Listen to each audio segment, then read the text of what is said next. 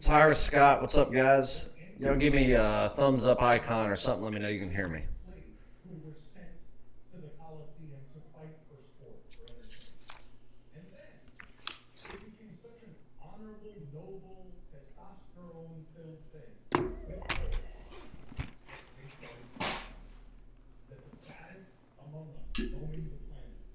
Oh, but Tyrus, that wasn't the only one. I was right about them getting beat outright. I was right about Wichita State getting beat outright. And I was also right about saying that Kentucky was a trap game and South Carolina may upset them. South Carolina didn't deserve to upset them, shooting 51% from the foul line, but hey, they beat them.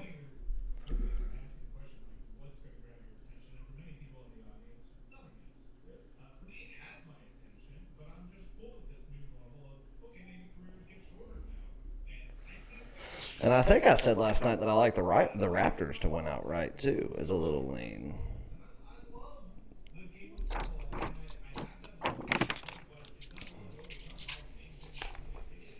I'm telling you right now, my underdogs are just flat out on fire. I just wish that some of these games would rate higher in my system, because then I would be playing them for more money. They'd be premium and top plays and such. NHL went 1-1 yesterday, but it was still profitable because we hit a big 160 dog on the Blackhawks to win outright on a back-to-back on the road as an underdog.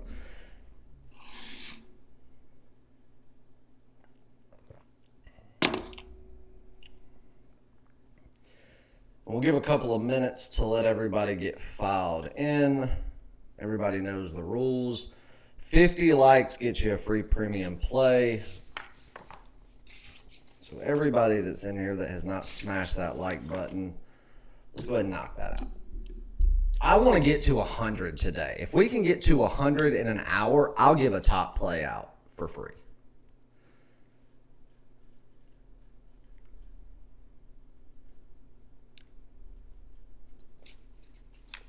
I may not give it out like today because I haven't locked in my top play, but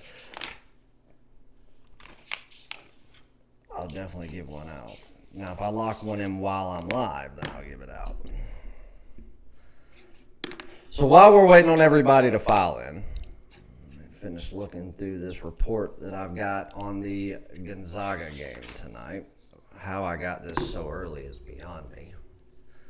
A game that doesn't start for 12 more hours. That must mean that Gonzaga is not going to do a morning practice. I didn't think Santa Clara would anyway, but I find it odd that Gonzaga is not going to do a morning practice.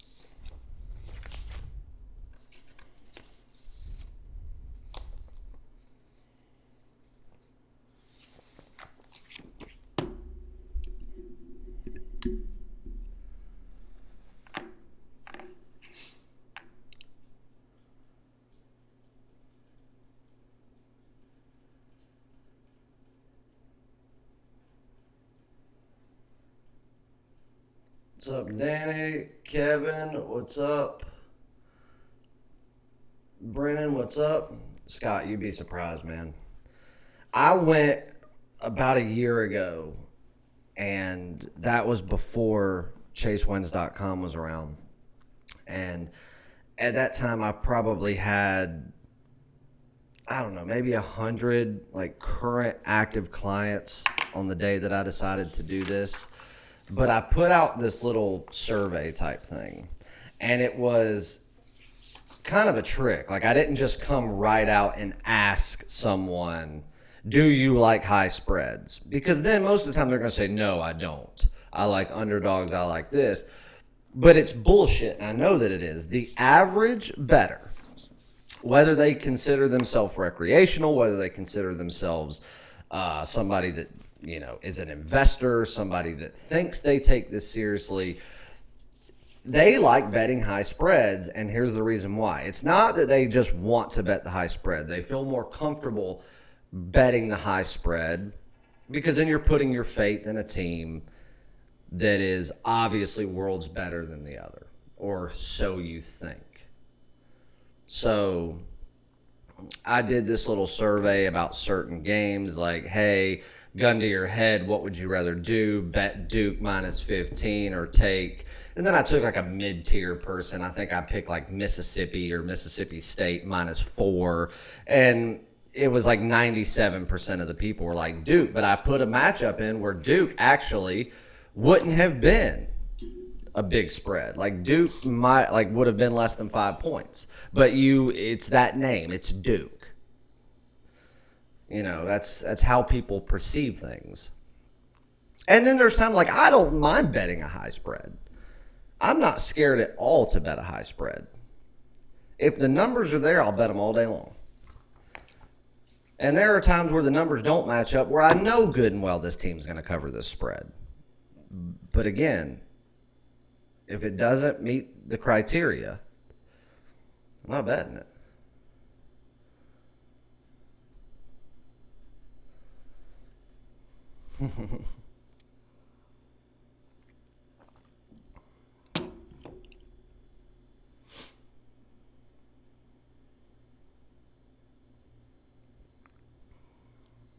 Sup, Louise? Keith Davis, what's up? Eric, what's up? All right, you guys are slacking. 27 people in here. We only got 6 likes. Let's go ahead and change that real fast like. I was disappointed in the Blues last night. They came back. They went down early. They went down early not because they were playing bad. Philly came out hot. But then they come back out and they tie the game. But they could have done so much more if they would have just set their plays. St. Louis is like Chicago. They set up offensive plays. They weren't setting them up last night. And I don't know why. I don't understand why they weren't setting themselves up for plays. They're one of the few teams in hockey that do it religiously, like Chicago. Tampa sets up well for it. Winnipeg actually sets up really well for it. Detroit sets up well for it. I think they're just as much unlucky as they are bad. But they weren't doing it last night. So it cost them.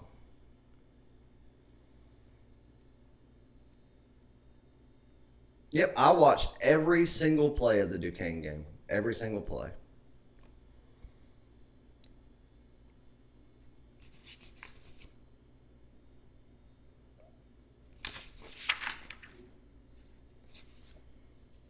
Duquesne actually didn't play bad. Duquesne was taking great shots. They were playing great defensively, in my opinion.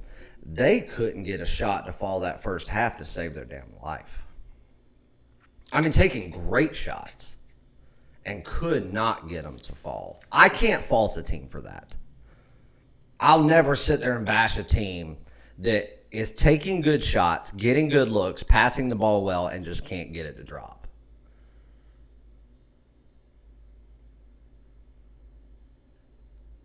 Irie, we know why you missed the show, because you were on suicide watch.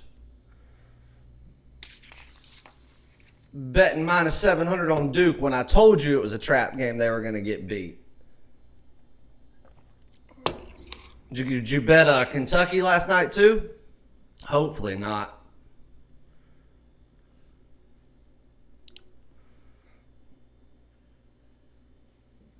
Irie, we were worried about you yesterday. For real, we actually talked about you. What's up, Matt?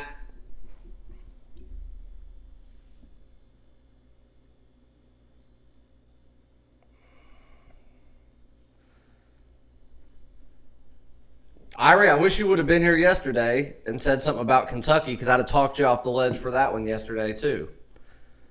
I said that. I thought that was another trap game that South Carolina could beat them outright. They did. I think South Carolina got lucky to beat them outright. Either way, I think that they played certainly well enough defensively to cover that spread. But it's very rare that you're going to see a team shoot 51% free throws and still win a game.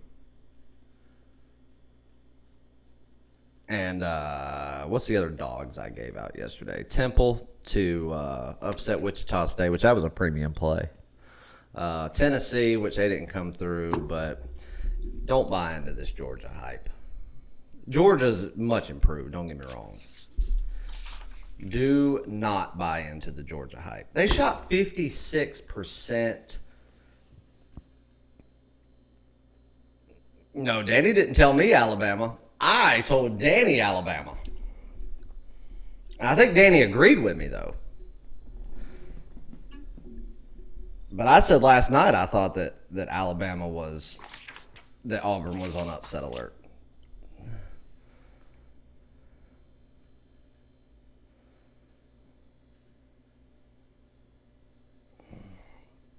Maybe Danny did like Alabama yesterday. I remember him asking me about it.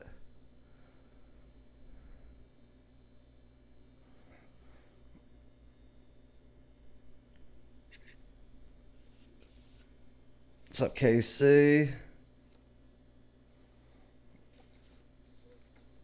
No, he may have said Bama. I just remember he asked about Bama, and I said that I thought Auburn would be on upset alert.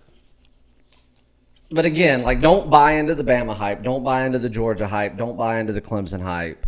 Those are teams that just are not as good as they are to be perceived.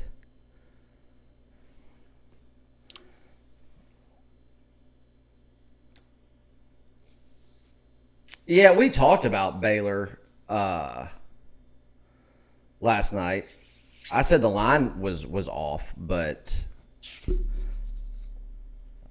I didn't hate Baylor yesterday. I didn't bet them. I believe Baylor is more smoke and mirrors than anything else. One game that I ended up betting right before the game started for just a little bit of money was Texas.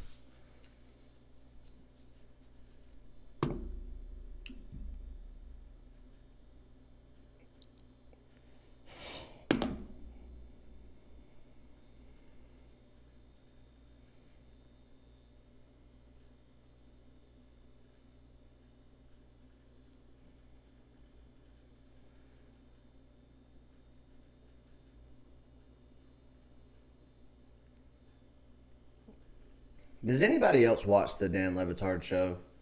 I actually really like that show. I just cannot stand him in his afternoon show with Sarah Spain. I think I said that yesterday. But I think that he comes off like a douche canoe because of her.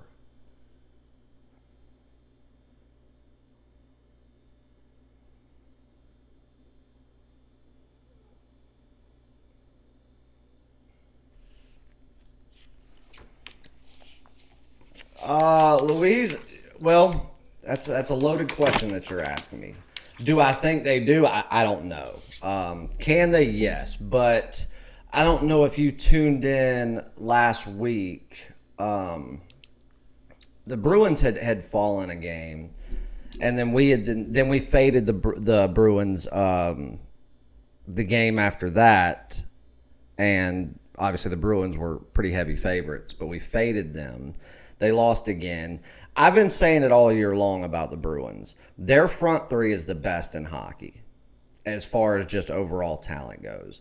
And it took teams a long time to figure that front three out, how to truly, wear them down, how to truly stop them. And still, a lot of teams still haven't figured it out, but it's not them not figuring it out. They don't have the talent or the speed to do so. But the teams that do have now figured it out. The Bruins aren't 100% fade material yet, but they're not like they were 60 days ago when they were. I mean, 60 days ago, you could have blindly bet the Bruins 5 straight times and probably won 4 of them. Yeah, Skip Bayless is a douche nugget. I like Shannon. I don't agree with all of everything he says, but again, he's one of the few people that actually knows what he's talking about.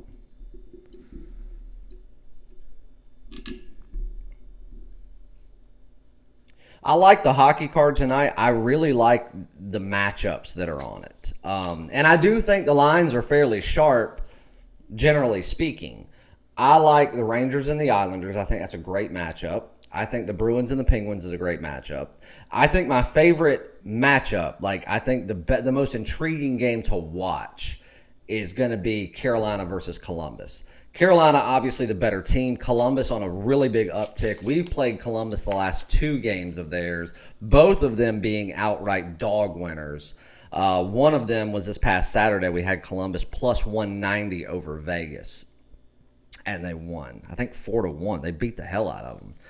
I think that'll be a really good matchup. Let's see if Columbus has really started to make that adjustment to be better. Or let's see if it was all just a fluke, right place, right time sort of thing.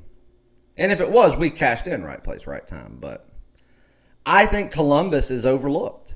Just like last year, we were taking the Hurricanes when they were minus 180 dogs. Or plus 180 dogs, excuse me.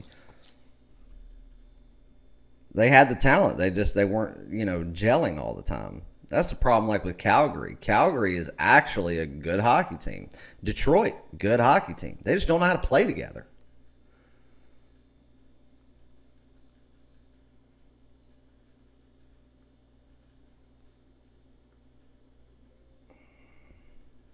Yeah, Temple won outright. That second half, they dominated that entire second half. I think they were down by 3 or 1 or something like that going into the half, and I didn't watch I watched the first 2 minutes of the second half, then I walked away, and I came back, 4 or 5 minutes later, and then watched the rest of it. Defensively, Temple is one of the most underrated teams in the country. When they defend you, double and triple team you, there's not another team like it. Last night, they just couldn't get shots to fall late in that first period. When they kicked that defense up, Wichita State had no answers. I got 2 emails this morning going, sorry, I don't know who they are on YouTube, but they said, sorry for giving you shit about Wichita State on your live shows. We see what you mean now. I'm not dogging Wichita State. They're not a terrible team, but they're not what they have been in recent years. They're not a top 25 team. They're not going to be a top 25 team. I don't see them getting into the tournament.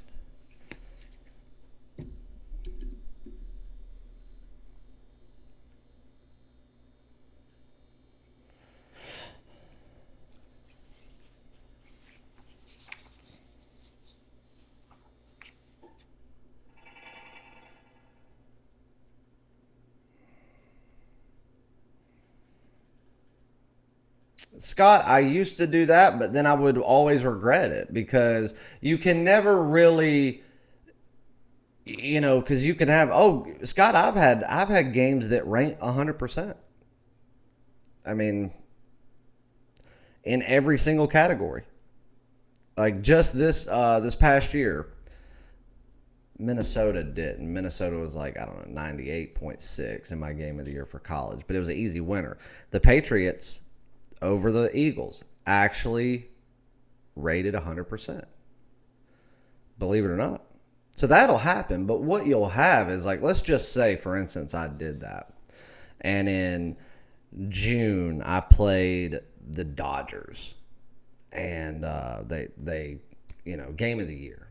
And they won. But then in September, I had something that was even better. Well, if you only have that one game, you can't, release it as such. And the thing is, you never know where the true value is going to lie. So that's when I just started doing a game of the year in each sport.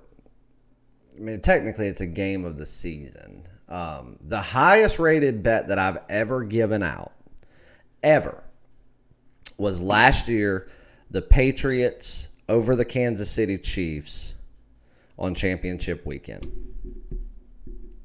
And then backed it up the following week with a top play game of the year status again for the Patriots to beat the Rams.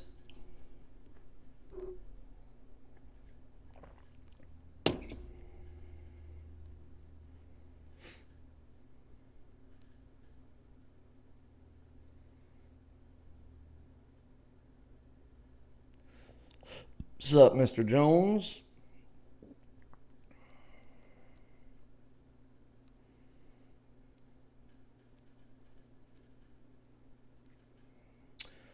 Early lean on Titans Chiefs. Chiefs.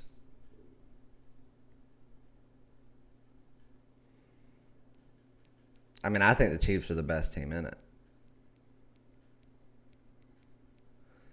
Yep, it was Patriots minus 2.5.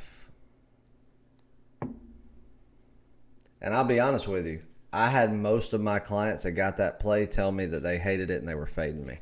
I think the only one, I remember Jerry Valdez text me before the game. And he was like, I'm riding with you, dog. Let's do it. And I don't know how much he wagered, but it was big.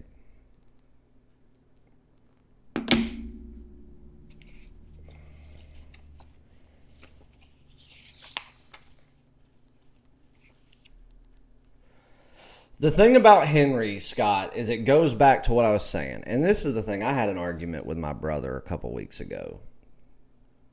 And it was about, because, now granted, he's not a Chiefs fan or a Ravens fan or anything like that. But he is of the belief that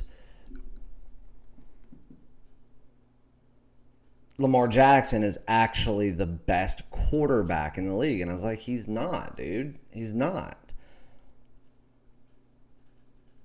It's just a fact. I said from the beginning of time, the inception of football, the best player on the field, the most athletic, the most, you know what I mean, was never meant to be the quarterback. It was never, ever, ever meant to be the quarterback. The quarterback is a distributor. They're a distributor of the ball. The ball comes to them. They are UPS. They are supposed to get it to whoever the delivery driver is, so the delivery driver can get it to said delivery point, which is the end zone. However many stops they have in between is up for discretion depending on who, what, where, when, why. Lamar Jackson's great. Lamar Jackson may be the most athletic quarterback I've ever laid eyes on. And I do believe that Lamar Jackson will win a Super Bowl. And I do believe that Lamar Jackson can have a very prosperous career if he stays healthy. I believe that he will outdo anything Michael Vick ever did. I do believe that he will do things and set records that nobody may ever break. But you're never going to tell me that Lamar Jackson's the best quarterback ever in any situation because he's a running back that just happens to play under center. Patrick Mahomes is not a running back. He is a quarterback, but the thing is, the way he uses his legs is just something that a quarterback doesn't and shouldn't do. That's why when you play old school smash mouth football and a quarterback plays their position, that's what's always most successful in the end. That's why last year the Chiefs, probably being the better team from what we had seen all year, you had an old school coach, a true quarterback, an old school playing type tight end, and old school type receivers and running backs, and they went out there and they beat them. And they did the same thing the next week to win a Super Bowl. That old school mentality always will come out on top. Not every year. I'm not saying that, like, because this year, if you want to talk about old school mentality, the way that it has always been done should be done, then that's the Titans. There is no more definition of it in football at this point. But they're not better than the Chiefs, in my opinion. I don't think they're better coached. Andy Reid is the same type of coach. He just has his flaws. Patrick Mahomes is the most deadly quarterback I've ever seen when healthy because he can use his legs in ways that even running backs can't, and he's very accurate with the football. People talk about Deshaun Watson. Oh, Deshaun can use his legs. That's fine. He's not very accurate with the football, so he's not, you know what I mean. Lamar Jackson, he is accurate, but he's more accurate with his legs than his arm. Go back and find me, besides Russell Wilson, one truly mobile quarterback. That was his, from the time he started his career to the end, he was known as a mobile quarterback. I don't want to hear about Joe Montana or John Elway because they ran every so often. I don't want to hear about Steve Young because he knew when to be mobile. Those were not mobile quarterbacks. They still played the position. Russell Wilson's the only one to put a ring on that finger. I think that Patrick Mahomes will be the next. Unless they don't win it this year, then who knows? It could be up in the air again next year. The problems the Chiefs have is it's winter. Do it now or never. Because Patrick Mahomes is about to get paid like fuck you money. They're not going to be able to keep that squad together when these contracts start coming in. They're just not. No team would. Not unless you're Robert Kraft. Or, Jerry Jones, but he's kind of a moron. So, they better win it now, or else Andy Reid may never get his ring.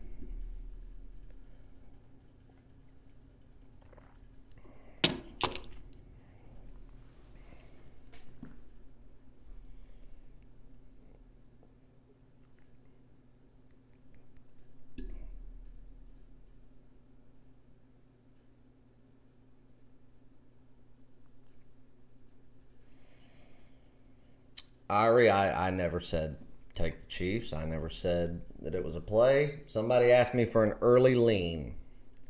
I will not be betting this game until at least Saturday.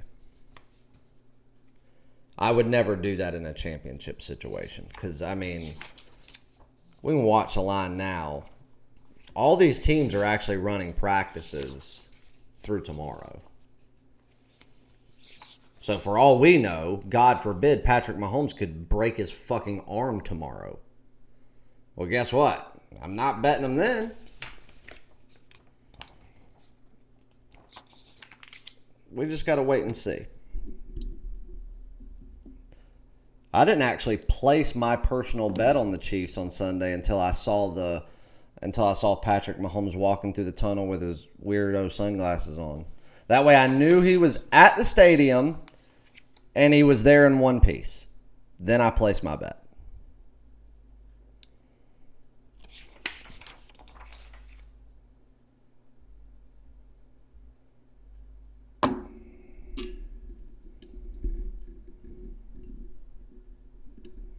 Which one? You talking about the dude that's suing him?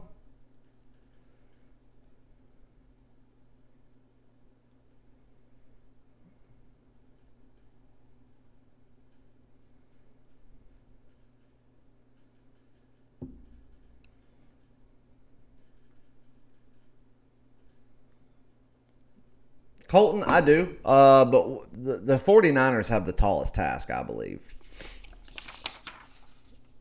Like, I just don't understand how the Packers aren't getting the credit. They're 14-3. They're 14-3, and they have the best quarterback out there that's still left. Like I said, Patrick Mahomes is the most deadly when healthy, and he's healthy. But quarterback, seasoned veteran, Super Bowl winning, future Hall of Fame, one of the greatest to ever do it quarterbacks, is still in the mix, guys. And his name is Aaron Rodgers. What do we got? Hey, did anybody hear who the ref is for the Super Bowl? The same ref, the same head ref that called the Rams and Saints games last year, that sent the Rams to the Super Bowl. It was announced this morning that he was chosen and hired to be the head official for the Super Bowl this year.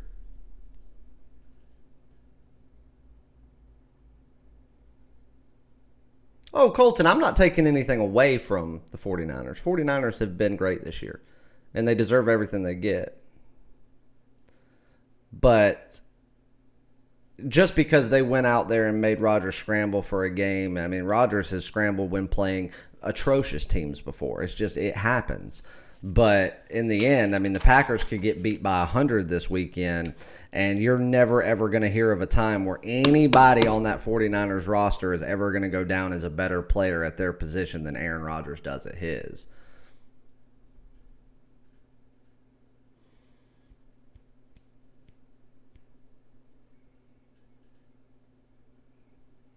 To be honest with you about the scandal thing, I really don't have a comment. I mean, I've heard about it. I haven't done enough digging to really even have an educated opinion, or I probably should keep my mouth shut. The last thing Penn State needs is another big black eye on their fucking resume after Jerry Sandusky. I mean, that shit killed Joe Paterno. I mean, that killed him. Fucker was walking around on a football field, and that happens, and he dies a few weeks later.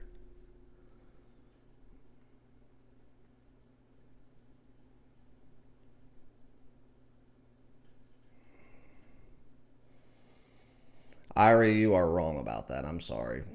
Everybody's entitled to their opinion, and I respect everyone's opinion. That one's just an incorrect one. You know I love you, Irie. Peyton Manning is definitely one of the greatest and one of the smartest. When it just comes to football knowledge, I think Peyton might be dumber than a wooden door. But when it comes to football, it doesn't get much smarter.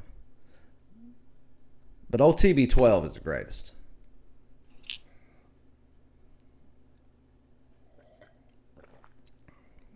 Yeah, old Shanahan's son, I'm happy for him. He's done a good job. You got to think. You got to hand it to the way he was brought up. He was brought up in, a football environment. When his dad was coaching the Niners, I think he was the ball boy for 3 or 4 seasons. And, he was there every day. And he picked up a lot. Learning something at that young of an age. And so you're brought up in old school football. No, Chase does not do UFC. Peyton's hilarious. The funniest thing he's ever done was last year's Super Bowl 2 years ago, 3 years ago. Whenever the Patriots played the Falcons and it was Peyton's Peyton's Super Bowl party. They did that 3 or 4 minute commercial. If you guys don't remember it, just go on YouTube and type in Peyton Manning's Super Bowl party. It is funny as shit. If anybody doesn't understand it, it's because there was that quote-unquote rivalry between him and Tom, who would go down as the best, who could win championships in the twilight of their career, and there was that fake feud when they're actually pretty good friends. But it was hilarious.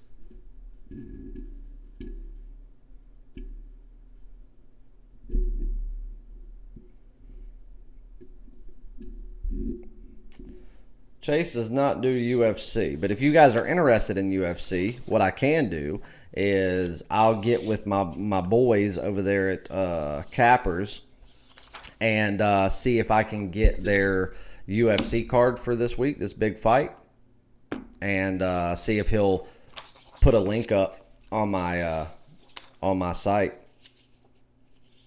That way you guys can purchase it. Because if you guys already have an account with my site, that way you don't have to go create something else. You're welcome to purchase it, and all the proceeds will go to them, and that way you guys can. But just know that, you know, you're not buying my information at that point, because I don't do UFC. I barely watch it.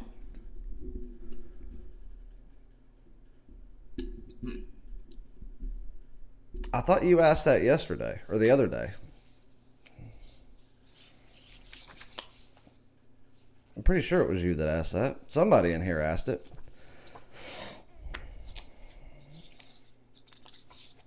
Yeah.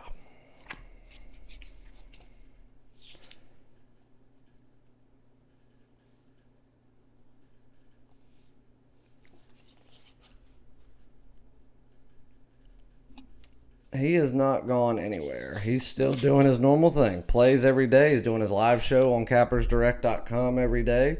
He'll be back on YouTube in a few days. Had to handle a little issue with YouTube, but that's it. Nothing else has changed. He's still doing his thing. He texted me yesterday.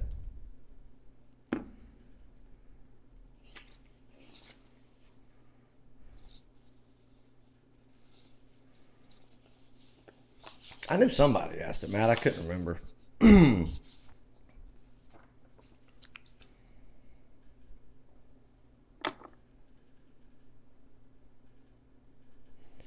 But he's still doing his thing, doing his live show every day. It's just not on YouTube. Had to deal with a little issue that with YouTube, just as I've had to do in the past, which prevented me from putting anything on YouTube for a little small period of time.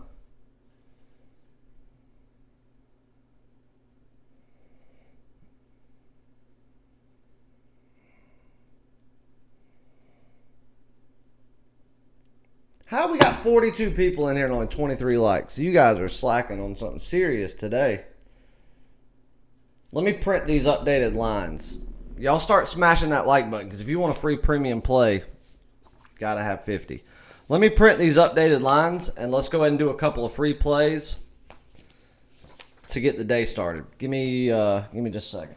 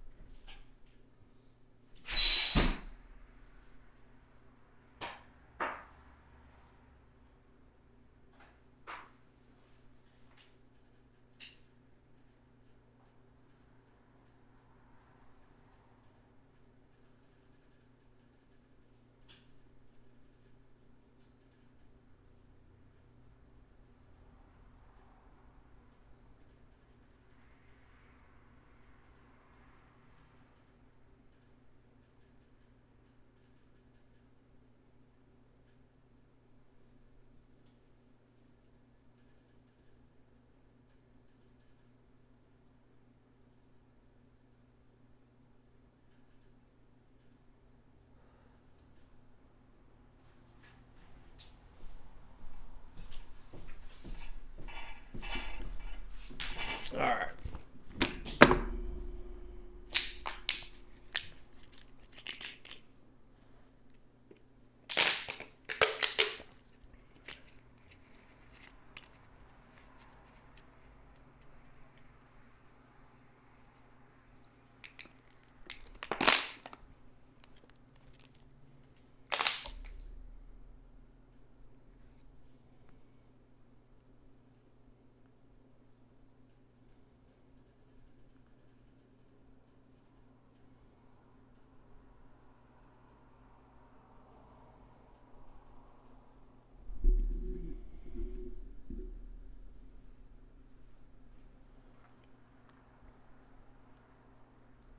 Well, Matt, they may have made that decision, that I just don't know about it.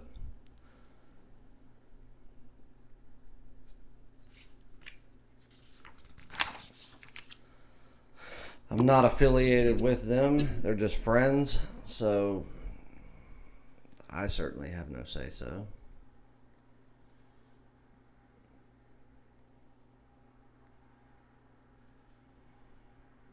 Scott, I would think so.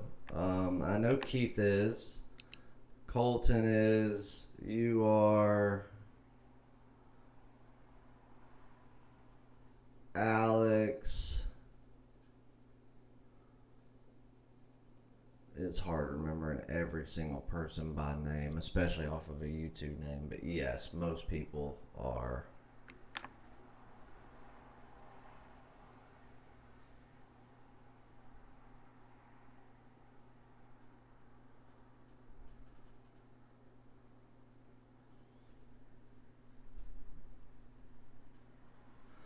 Colton, I think somebody asked about it yesterday. I think it was stupid.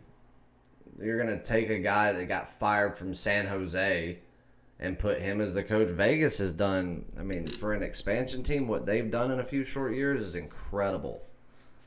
I mean, yeah, they're losing right now to teams that they probably shouldn't lose to, but I can tell you right now that coach isn't going to be the reason why they just miraculously start playing like a Stanley Cup contender.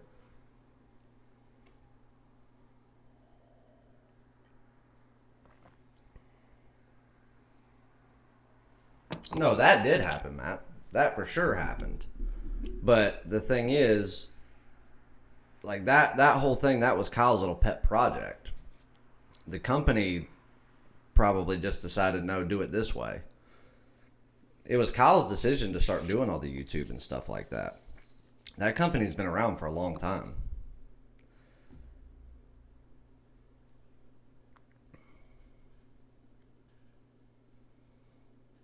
So maybe after that, the company just said, nope, do it this way to avoid that in the future.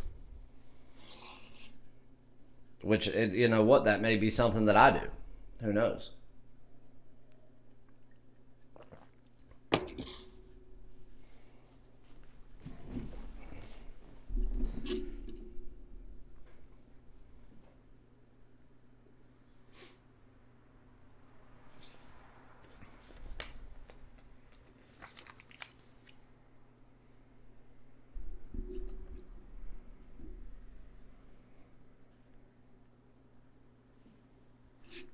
Since we're on hockey, let's look up some hockey real quick. See what, if anything, has changed.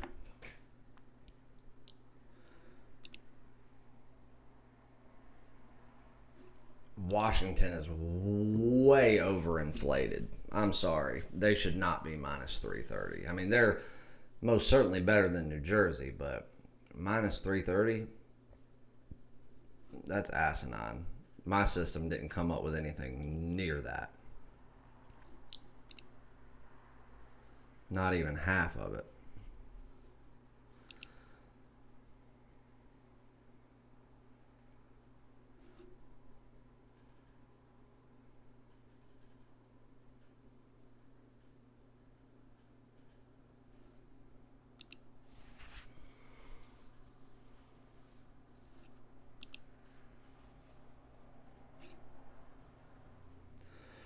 Most of these lines I'm seeing so far are looking about normal.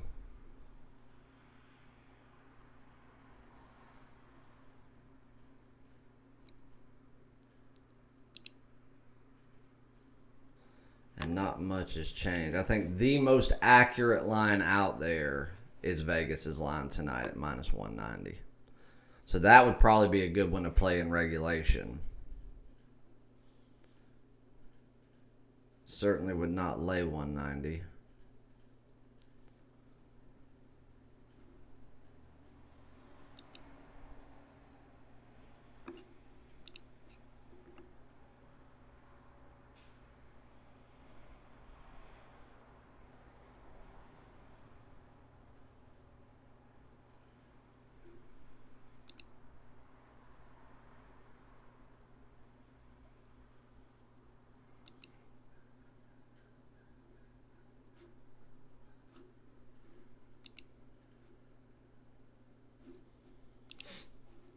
Let's see what we've got with these later games.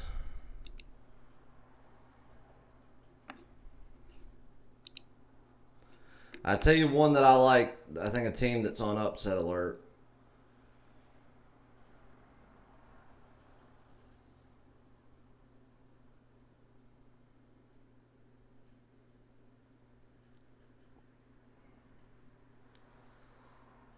Yeah, I mean the puck line would be the only way to play the Capitals if you wanted to play them. But I mean, when I broke the game down, per the way I break stuff down and then rate it, I got Washington minus 158. Certainly not minus 330. I tell you, the team that I think's on upset alert tonight is the Islanders. They're laying $1.55. You can get about plus 130, plus 135 on the money line taking the Rangers. I think the Rangers is a good underdog bet tonight in hockey.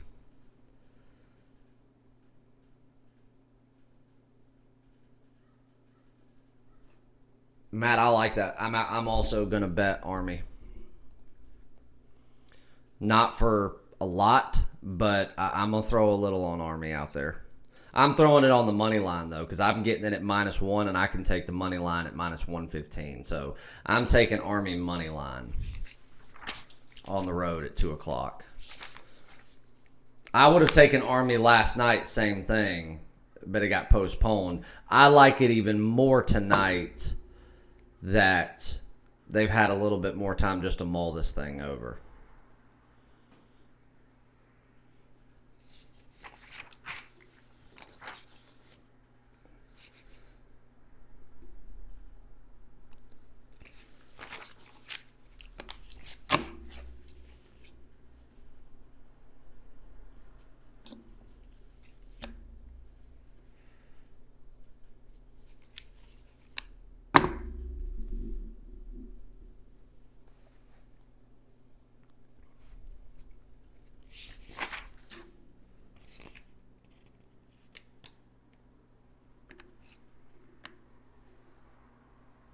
Let me look at something here.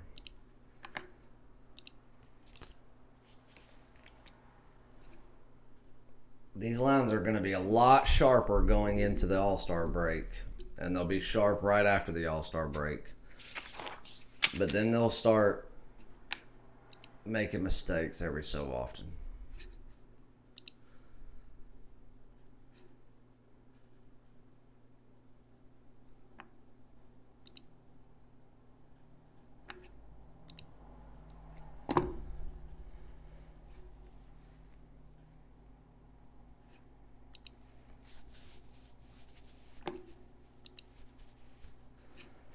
Ho, ho, ho, ho, ho, ho, ho.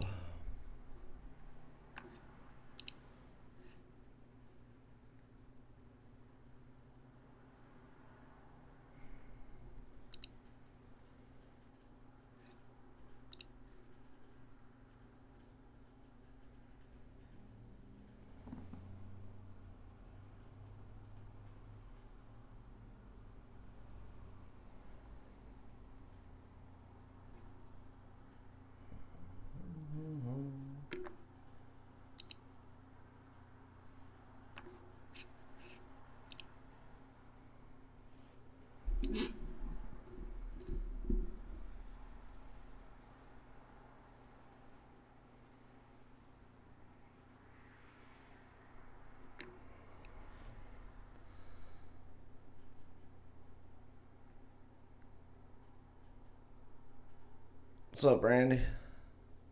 Robert, your line is outrageous. I'm looking at William Hill right now, and I got Army -1. Money line minus 115. Five Dimes has got a money line of minus 119.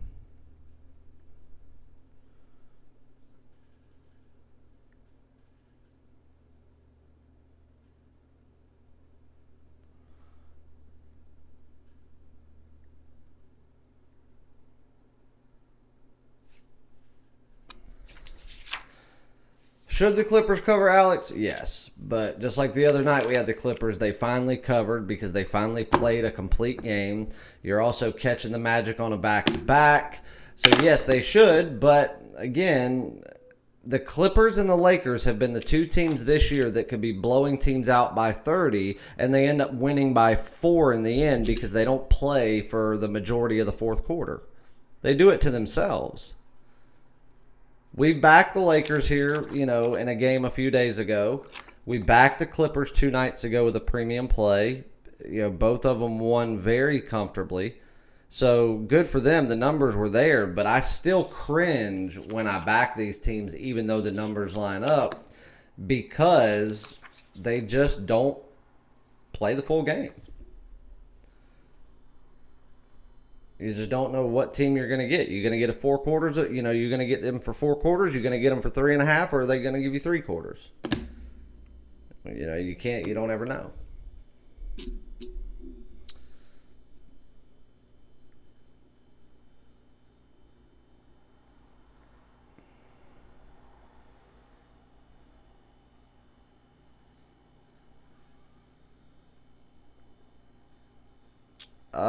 No comment, Scott, on that one. That one may be on the card, or that game may be on the card. Don't know yet. Free hockey play. Lean. Free hockey lean. Underdog lean. I like the Rangers plus 130, 135, whatever you get it at. On the road. Or I say on the road. On Long Island. At the Coliseum.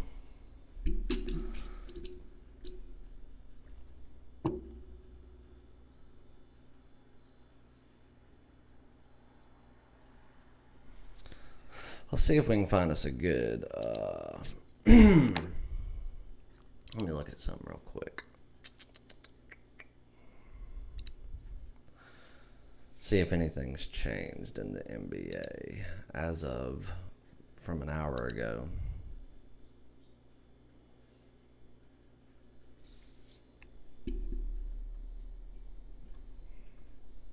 Underdogs in all sports that I've been putting out have just been phenomenal these past 2 weeks. And this is the time of year to be taking them. So I'm not shy about taking underdogs right now. Let's see.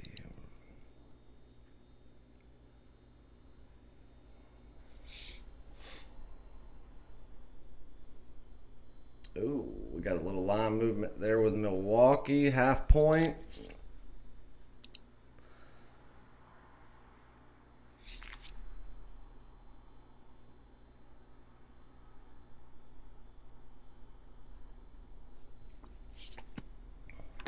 The way Boston played last night, that line just doesn't make a lot of sense.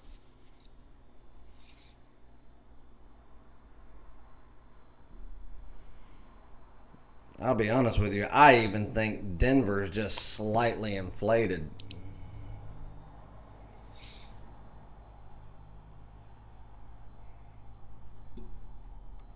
I don't overly love anything in the NBA tonight at all.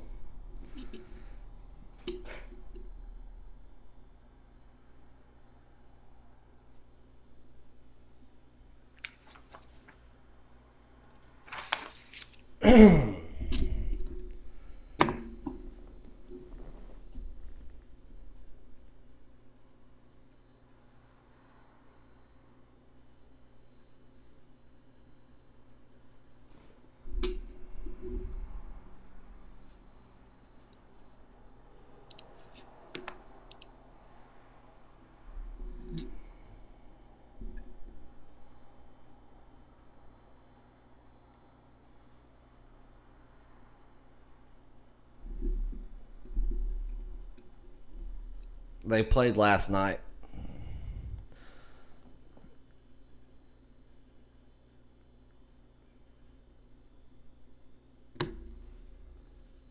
Josh Donaldson made the dumbest decision I've ever seen anybody make.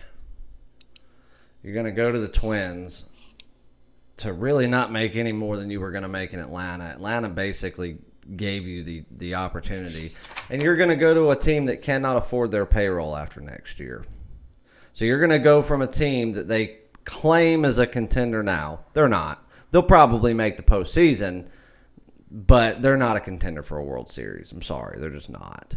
And then after next year, they can't do anything. They're not going to be able to afford it. So you're going to see Odorizzi and all these guys gone. And Donaldson's going to be sitting there with a franchise that's rebuilding for his last years. Stupid move.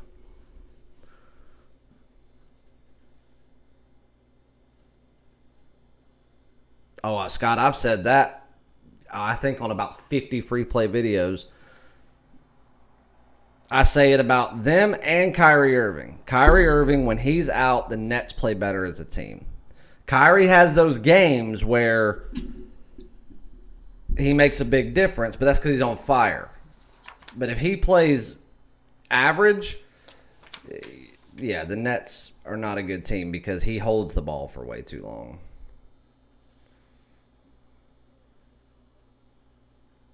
Oh, I love some D Rose. D Rose is probably my favorite ball player, or he was my favorite ball player outside of Jordan. For people that were still in the league when Jordan retired. Well, besides Vince Carter. I loved Vince Carter. Still love him.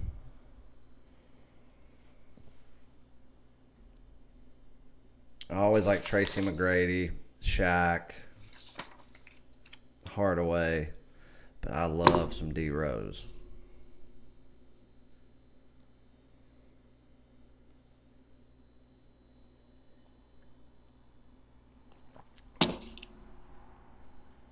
Keith, yes and no. Do they have the talent to be contenders? Yes, but this year, that NL East is going to be tough.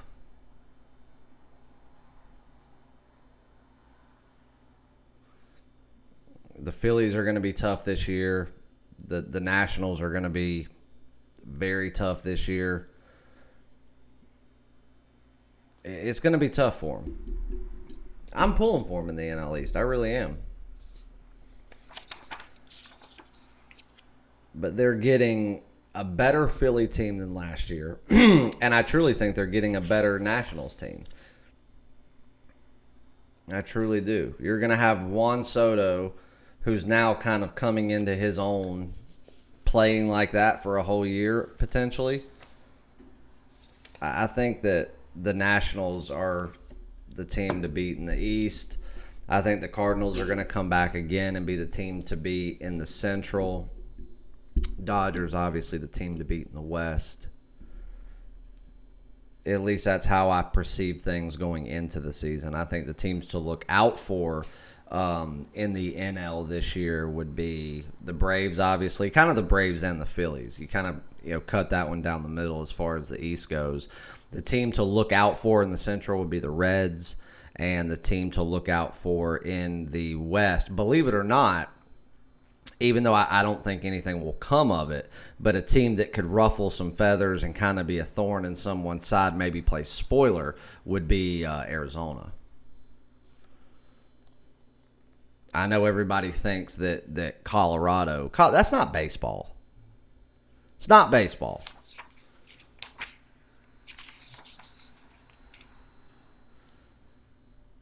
Sorry, when you have like an average of 11 to 14 runs being scored per game, even with teams that have a team average of like a 248 batting average, I'm sorry.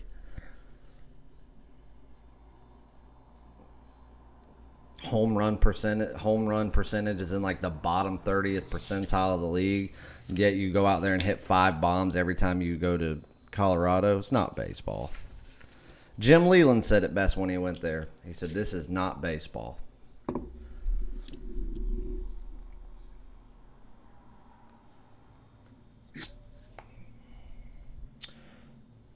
All right, let me look at a couple of these things here, see if I've gotten any info that I've been waiting on, because I need to lock in a premium play for you guys. But you guys got some work to do. 16 more likes. So, and I got to bounce out of here in a couple minutes because I've got 2 more pages of games to break down.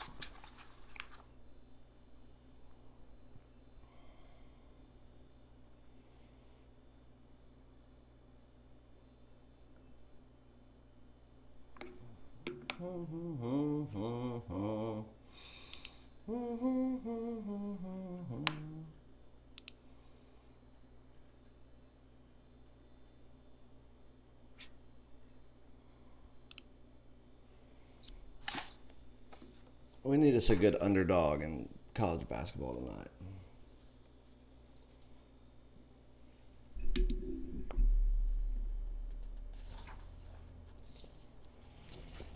That one's definitely probably going to be locked in.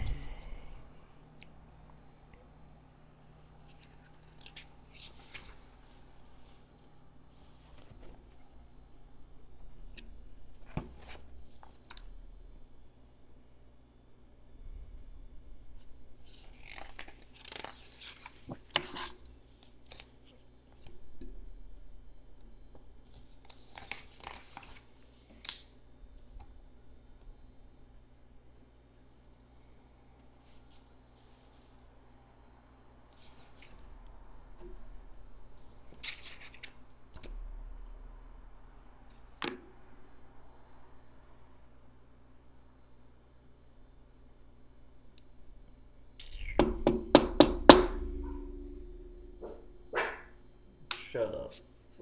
All right, let's see.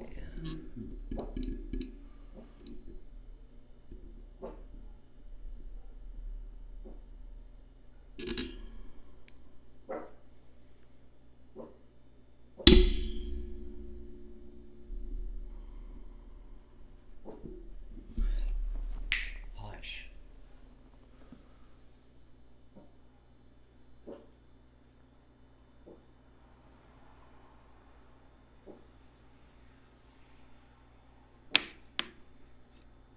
$13 more likes, and I'm going to give you one of these games I'm getting ready to bet right here. I just need the lineup card. And I know it's in my email right here. I just can't find it.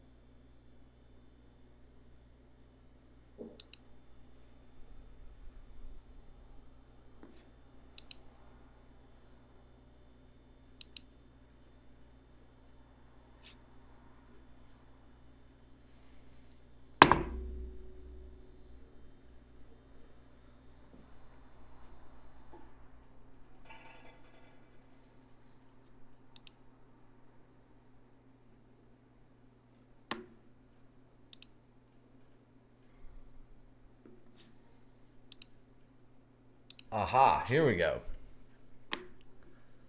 Finally. Thought I had damn lost it. Let's look at this lineup. Why? I tell you what, what's weird is there's a lot of teams that are playing tonight. I mean, we're talking 8, 9, 10 o'clock games like Gonzaga. Not practicing today. Not running any type of practice. Because they will not run, they will not put out their official lineup, like who's going to be there for, tip-off, until after that.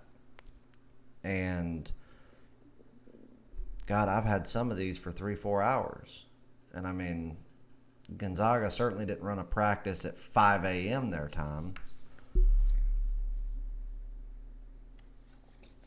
I feel like this one's just too easy, but it's accurate. It's beyond accurate. I would like to look at one more thing, though. Look at something real quick. Just in case I give this guy bad boy to you. There are some high spreads tonight, guys. Some I like, some that I don't like. So, again, don't be scared of high spreads. If I give you a high spread, don't be scared of it. Just like, some of them are going to lose every now and again. But don't let it scare you. Because I can promise you this. I would certainly rather give out a small spread versus a high spread. But if I'm giving you a high spread, there's a reason. Because per the numbers, it's just not high enough. Where are we at likewise on here? –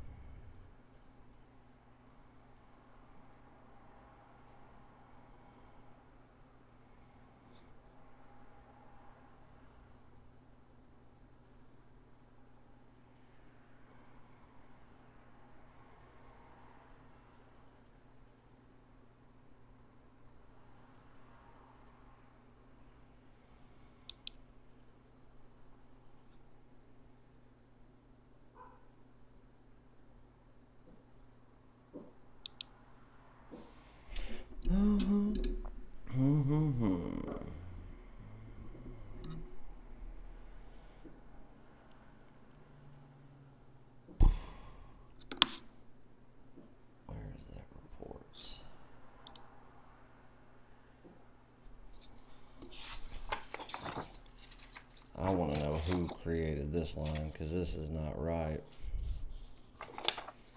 Somebody's fucking with us here. I'll tell you what, guys. Here's your play that I'm getting ready to play. And I'm getting ready to play it as a premium play. I hate it because something's off. Something is off. But I'm going to lay 15 with Wright State.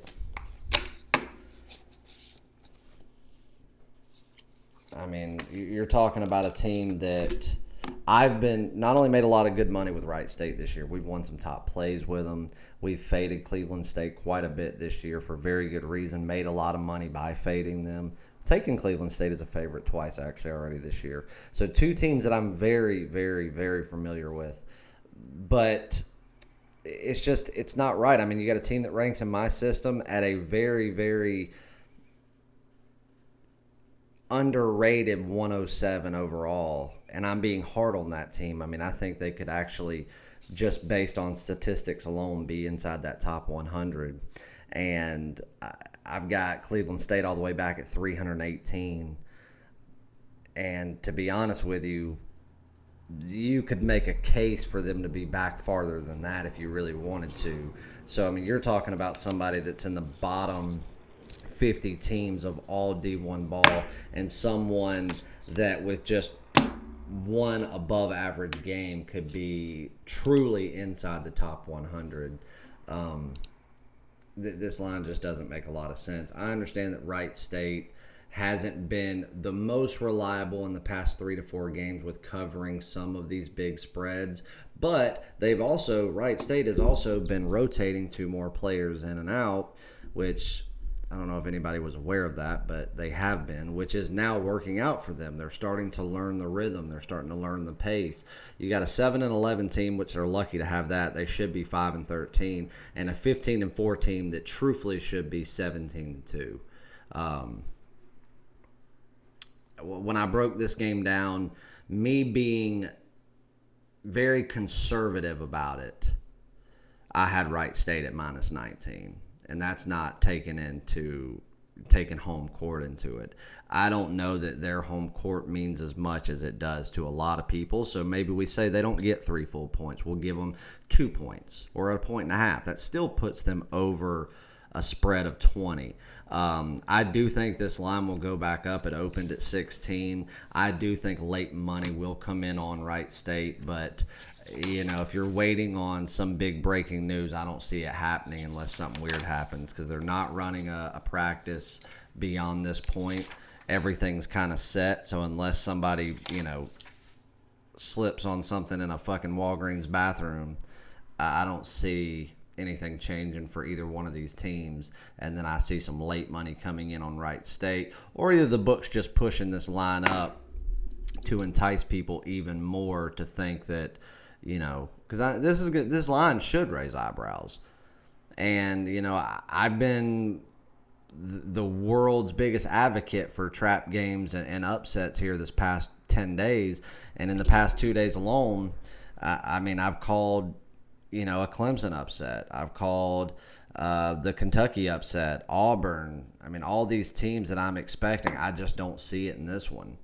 Wright State could very well go in and have an underwhelming performance and not cover a 15-point spread on any given night based on, who they play down to the level of competition. But Wright State, believe it or not, if you look at their schedule going forward, everything's going to have to fall in place perfectly. And by that, Wright State's probably going to have to win out in conference. They're going to have a lot of key losses go their way. But if all of it fell into place, it would take a miracle. But it's not mathematically impossible for Wright State to make the tournament. It's very unlikely, but it's not impossible. And I think they're aware of that. So style points definitely mean something. And if you look at just the basic statistics, just the basic 5-6 key points in this game that I would look at just to do an initial breakdown of a game to see where the edge lies before I dig deeper into stats that most people probably wouldn't look at, you are holding a advantage in every single one of them but one. Your field goal percentage, Wright State is 56.48, where Cleveland State's best field goal percentage of the year overall offensively was 41.8. Free throw percentage offensively, they're about even at just above 66%. 3-point percentage, Wright State 35.72%, where Cleveland State is 26.129%. Field goal percentage on the defensive end, Wright State sitting just under 44 now. Cleveland State sitting just above 41.3. Now these are updated that I did update on Sunday. Defensive free throw percentages, which obviously that's a wild category right there. Basically, because you don't get a lot of them. So it's very easy to have high numbers on that if you take a charge, something like that, get a foul away from the ball, something like that. So you really don't have a lot to go off of. Cleveland State holds a 1% advantage there. That's a percentage that really doesn't mean anything. Defensive 3 points, defensive 3-point percentage, and this is going off of what you allow. Cleveland State allows 37.8% from the line. Wright State only allowing 28.24% as of my updates this Sunday. So you talk about all that, and then you just look at your points per game. You're talking about at least a 12-point difference on average. Then you take into consideration that you're 7-1 and you're lucky to be there, and then your Wright State's 15-4 at home, and could have very easily gotten 2 more wins. So I'm gonna lay it before it goes up. Wright State minus 15. Let's roll with it, boys. All right, what the hell did I miss?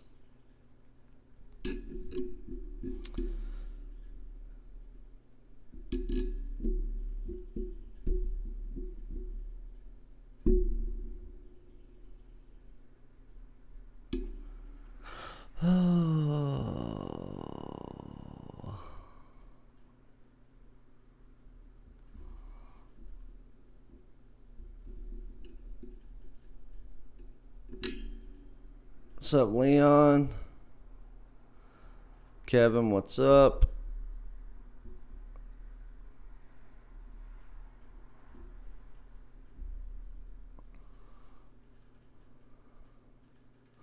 I don't know, Irie. As far as big upset, I tell you one thing right now, and I truly wholeheartedly believe this. I think NC State's going to blow Clemson out of the water this weekend. There's going to be so much overreaction to the 2 games. And here's the thing. Had Clemson gone into the Dean Dome and actually won the game, I mean, they won, don't get me wrong, but I'm saying that they gone in and actually outplayed them and won the game instead of North Carolina being dumbasses and not fouling up 3 to force them to go to the line where they couldn't tie it, then they would have lost that game, and they would have left there. And then, you know what? Duke would have probably been 16, 17-point favorites, and they may have covered it. But where'd you hear 17? Oh, I see what you mean now.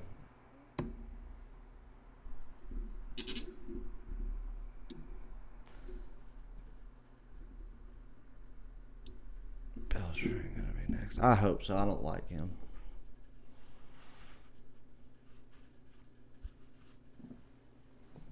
But I truly believe that it was just kind of like that cloud over him, like, hey, we got this. Hey, let's make something of this. We have nothing to lose. You give a team with nothing to lose, and they go out there and miraculously play the best game they've played in 6 seasons, where they hit 54% from the floor. And then that's why I keep saying these freshman-heavy teams, rookie mistakes are like going in and thinking that you've won the game before it even starts because you're playing against a bad team. I said it beforehand. I said Little John's going to be sold out. It's going to be loud, and they're going to get to these freshmen. Guess what? The first fucking play of the game was a turnover by Duke by a freshman. Who is the best point guard in the nation?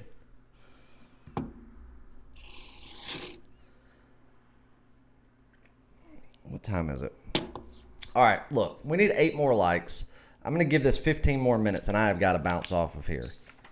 So I'm going to go refill my coffee cup. I'm going to look over these two premium plays that I got here, or what I think are going to be premium plays. Figure out which one I want to give you. When I get back, Danny, run the chat. You or Keith won, whichever one, I don't care. And that's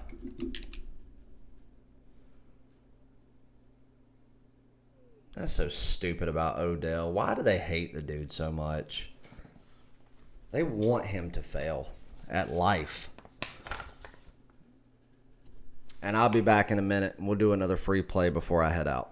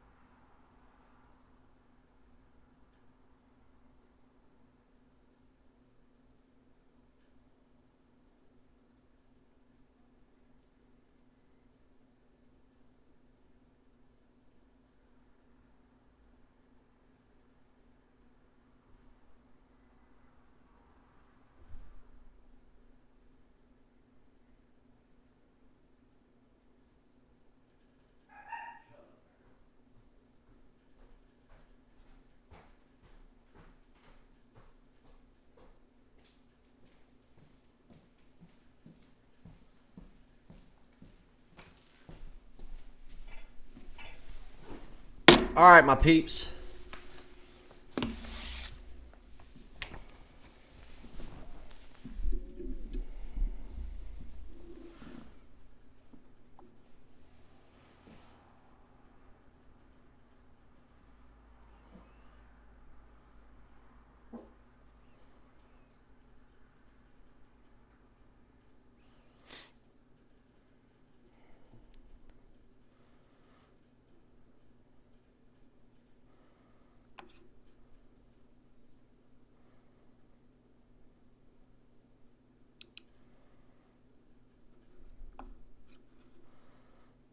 Let me look at something here.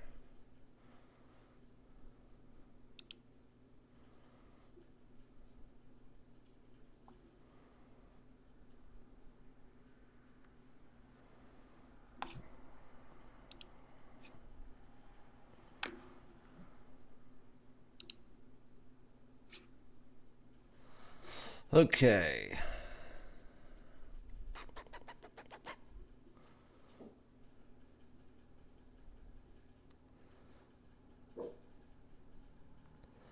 There's a couple of games on here, guys, that I want y'all to be careful with.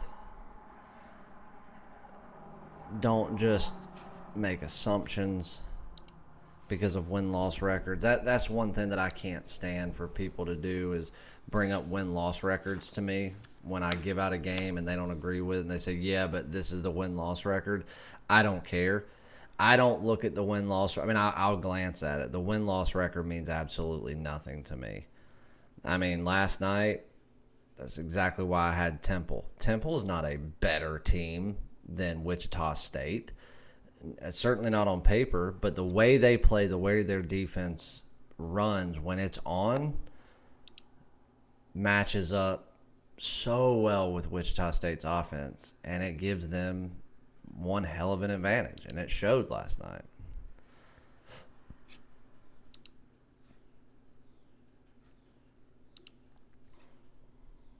And, I mean, there are teams this year that have terrible records, and it just doesn't do them justice for, how talented a team really is. And just like last night, that Georgia win, people are going to be so far up Georgia's ass from here on out, and it's going to bite people. Like tonight, I think a line that is soft in my opinion, and I haven't dug all the way into this game, but initial look, soft line, App State. App State laying 5 is soft. And the one advantage that they have, one significant advantage, they have multiple advantages in this game, but the one significant one is how fast they can play. So not only can they just run them up and down the court, and that can benefit them, from the scoring aspect of it, but all they got to do is just keep this game within a few points of each other, and then at the end, Arkansas State's going to have nothing left. And you're looking at a 9-9 team versus a 12-6 Arkansas State team.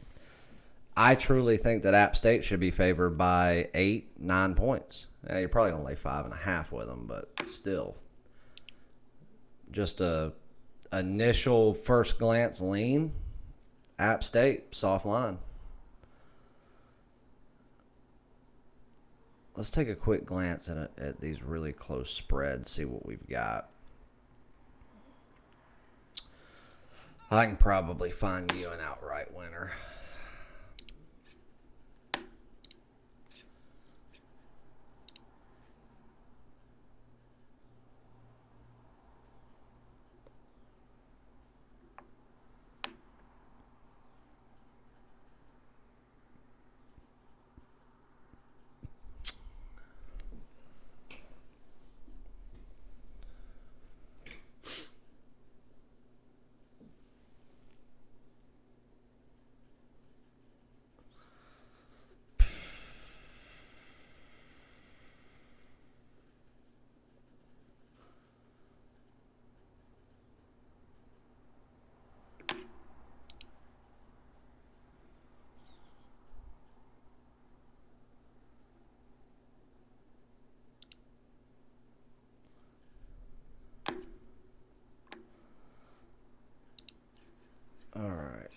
Let's see where we're at in likes.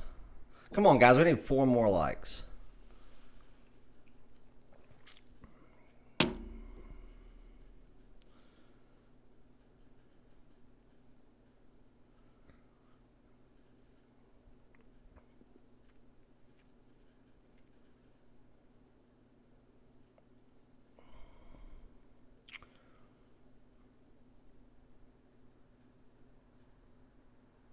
No, Irie, they weren't top 25 to begin with.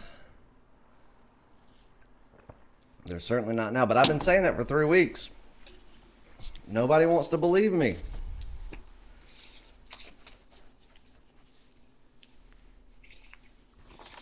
I'll give you a money line winner as soon as y'all get me 2 more likes. Chicago State is the worst team in D1 ball. But I'm telling you right now, Grand Canyon isn't anything to fucking get out of bed early for. And not only that, be careful with that game. On paper, Grand Canyon should blow them out. But I broke that game down, and I'm seeing Grand Canyon minus 13, not 17 or 16. Am I going to put my hard-earned money on Chicago State? No. But I don't believe that Grand Canyon is a damn near 20-point favorite to anybody. They'll have to be on fire, and Chicago State will have to play even worse than what they really are.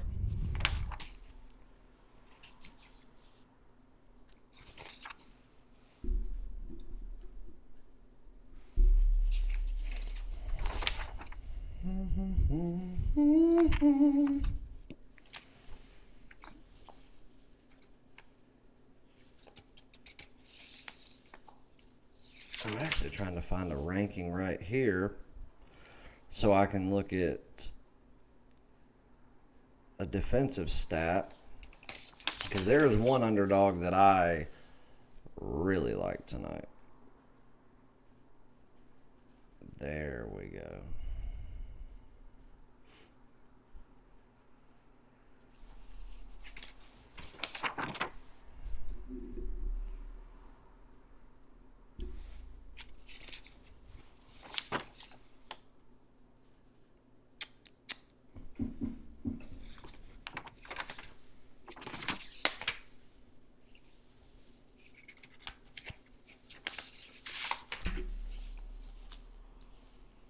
Irie, stop talking about parlays. And no, there is no such thing as a guaranteed winner. If there was guaranteed winners, then people like me wouldn't exist.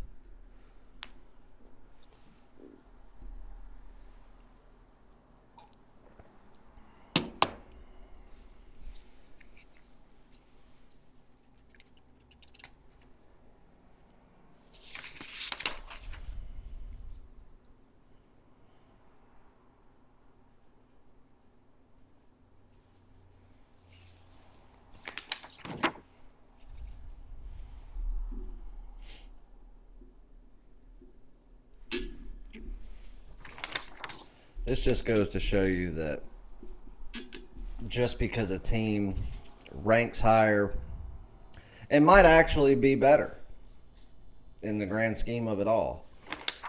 They can be beaten on any given night if the matchup is correct.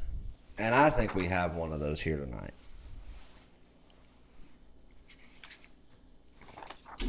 But I want to confirm something real quick.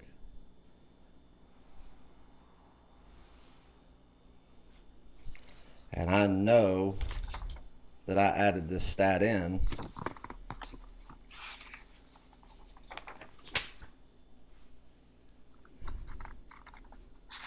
And for whatever reason, I can't find it.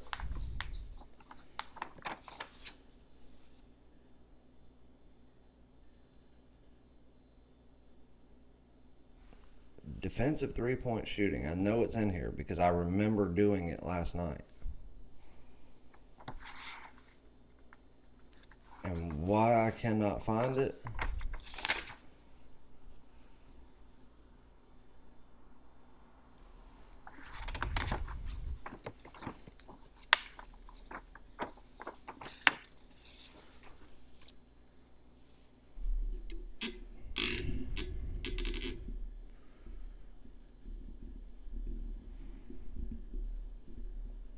Oh, James, I don't have one. I just look for where the value is. I prefer small conferences versus big conferences. There's a lot more value in things like SoCon and Missouri Valley versus, ACC, Big 10, Big 12, all that kind of shit.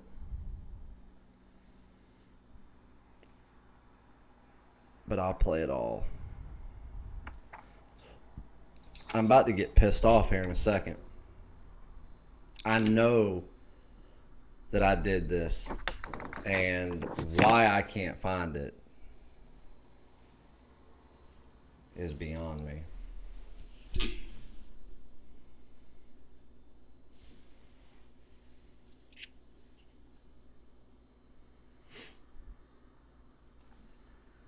There we go. I got it. Never mind. Here we go. Need one more like, guys.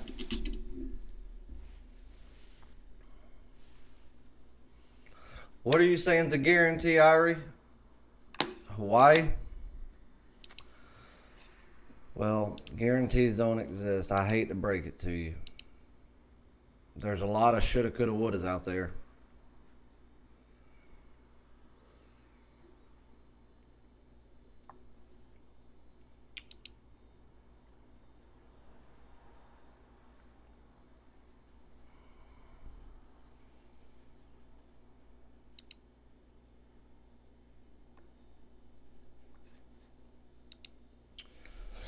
Hawaii should beat them. Hawaii should wipe the floor with them. Cal Poly is awful, but again, a lot of shoulda, coulda, wouldas.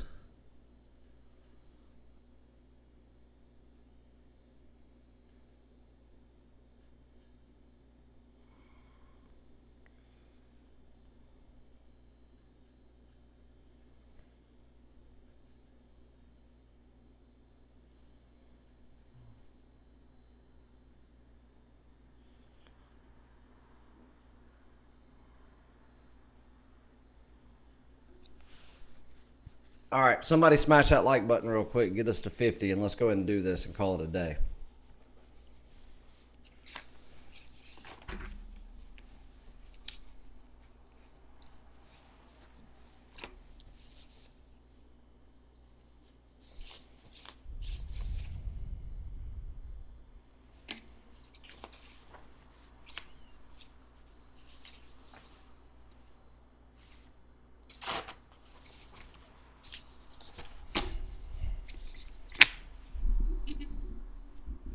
And this line just moved.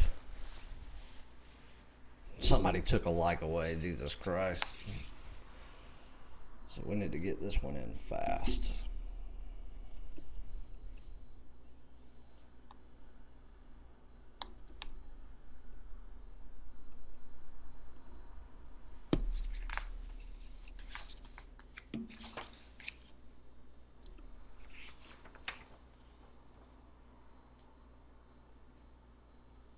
I do not. I've got 48.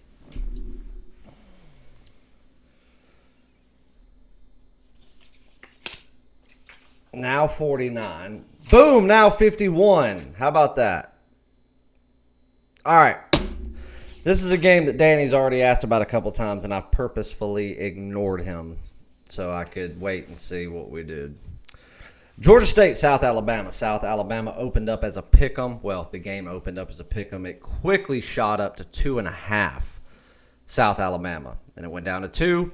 Went down to 1.5 about an hour ago. And at William Hill, it is +2 at the moment. Or -2 in favor of South Alabama. When I broke this game down this morning, my line is Georgia State -3.5. So, obviously, the wrong team is favored here. Georgia State, we have another game where speed can be the killer. Georgia State not only can run the floor twice as fast as South Alabama, the only downfall to Georgia State with the way they run is they're about a 50-50 team when it comes to wearing a team out and being able to capitalize by getting more opportunities to score. Okay? So think about it like this. They go out there, they run the floor with a team like South Alabama. They go out there and take 4 times the amount of shots or scoring opportunities that a team like South Alabama would. They've had games where they've lost those. It's just the way it is. It's the way Georgia State is. But South Alabama likes to shoot just inside the perimeter. Georgia State is very good at running a 2-3 zone and being able to transition into a 3-2 zone and push them outside that perimeter. Here recently, let me look at this stat that I pulled up just a few minutes ago. Beyond the arc, against teams of their caliber, because Georgia State and South Alabama are fairly similar as far as size. Speed is a big factor, but as far as size, the style of ball they play, they're fairly even when it comes to that. In this matchup, so when we look at the defensive three-point percentages, when pushing a team outside that perimeter, Georgia State's only allowing a team to hit, in the past 3 games, 19.63% from beyond the arc. That's incredible three-point defensive play. Now, the other end of that, South Alabama, because they will be able to force Georgia State to get uncomfortable in the paint, move outside. They're allowing teams to shoot 33.8% from beyond the arc defensively. Your offensive three-point percentage, South Alabama's at 31. Georgia State on average is at 40. So think about a team that's very good from beyond the arc, that gets very uncomfortable going down low when you have a team that can keep up with them. They already overmatched them beyond the arc to a point where even that alone should have Georgia State favored in this game, even though they are the away team. But then you take into account how fast the team runs.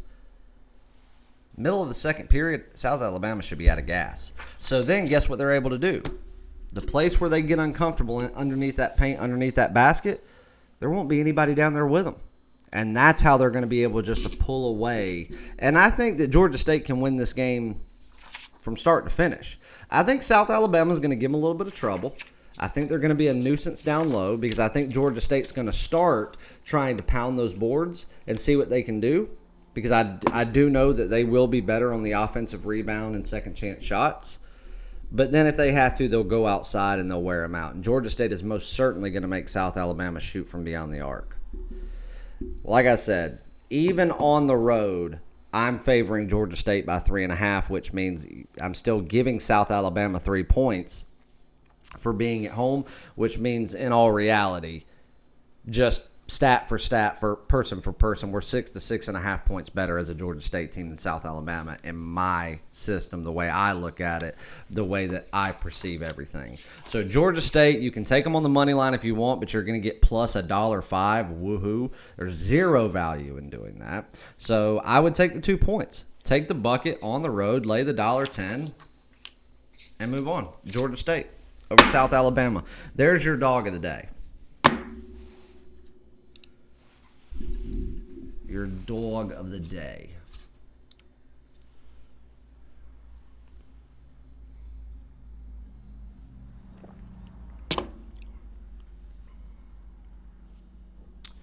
Irie, they should win. They should cover their spread of 13 or 12 or whatever it is. But you were saying the same thing the other day with Duke. And the mismatch between Duke and Clemson is far superior versus the mismatch between Hawaii and Cal Poly. So I can tell you this. It is a lot more likely for Cal Poly to upset Hawaii than it is for Clemson to upset Duke. So be careful. If you're that confident, lay minus 3,200 with Gonzaga.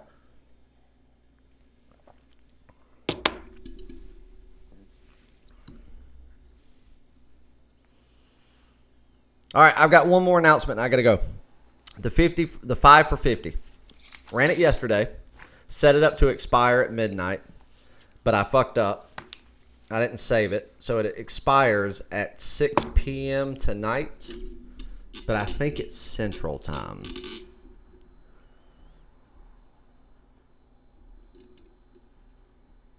Man, I probably just didn't see him. Memphis, Cincy. Memphis needs to calm down their turnovers. I think Memphis is the better team, but if they don't come in and control that ball tonight and protect it, Cincy will walk all over them. Cincy's a very good defensive team, and they eat teams alive that make stupid turnovers and offensive mistakes. Memphis has been doing that here of late. We'll see how Penny's got the boys ready to go. I think that it is a most certain advantage to have Memphis at home tonight. I think the crowd will be into it. So I do think that Memphis has the best shot when we just talk about a team, winning the game. I need to go further into that one. No lineup card has been released yet that I have seen. So we'll just wait and see. I have no play on it at this point. I'm not comfortable laying 5. I know that. But I think that Memphis has got it in them tonight. But they're going to have to protect the ball. If they don't protect the ball, then Cincy will walk in there and walk all over them. But I think this could be Memphis' night.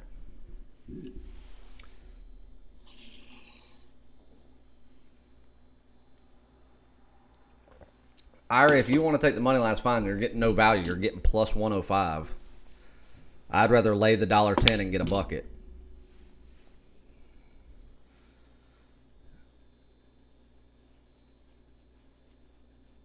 But anyway, I screwed up, didn't do the 5 for 50 right, so I think it's at Central Time tonight. So if you're on the East Coast, it'll be 7 o'clock. You'll see it because it'll disappear where you cannot buy it at one of those times.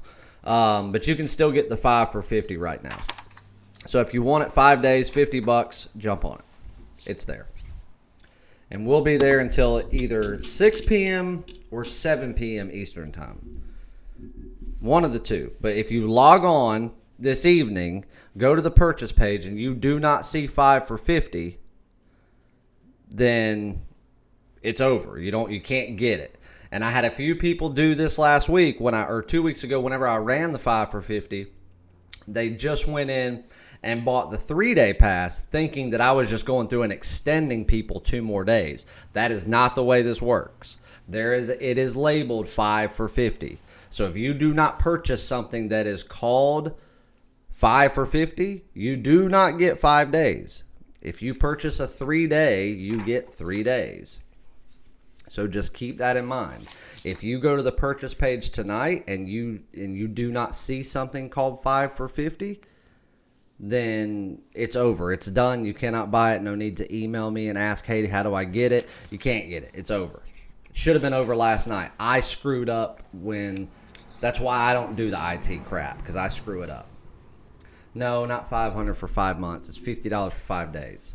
I've done told you to email me about a package, and you don't do it.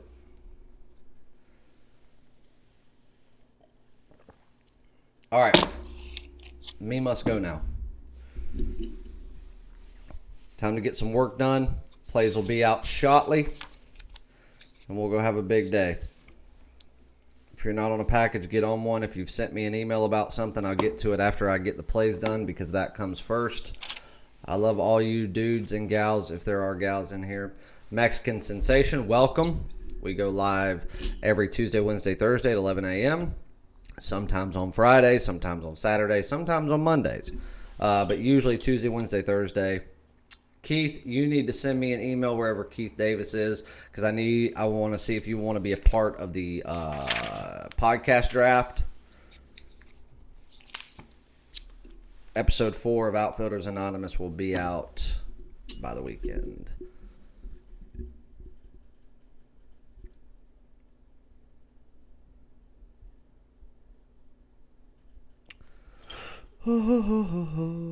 That's fine. Yep, it'll start today. You'll get an email when the plays are posted.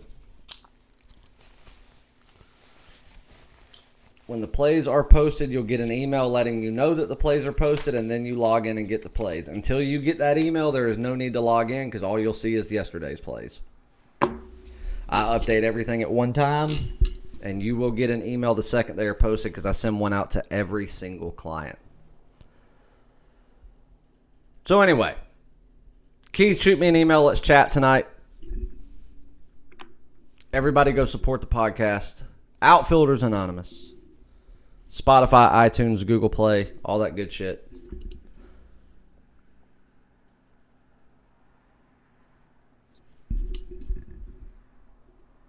What's what website? The website where you buy a package?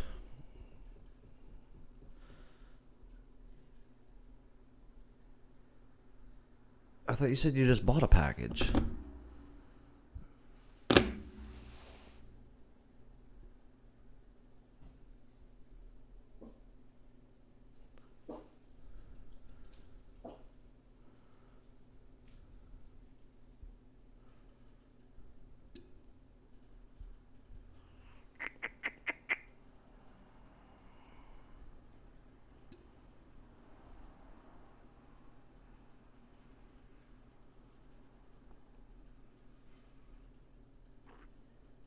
Okay, I'm assuming you mean to buy a package. It's chasewins.com. CHASEWINS.com.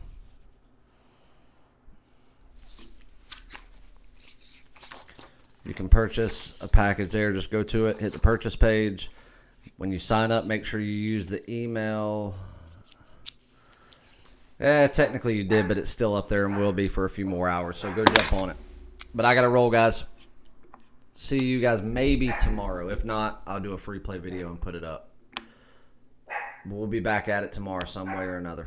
See you guys.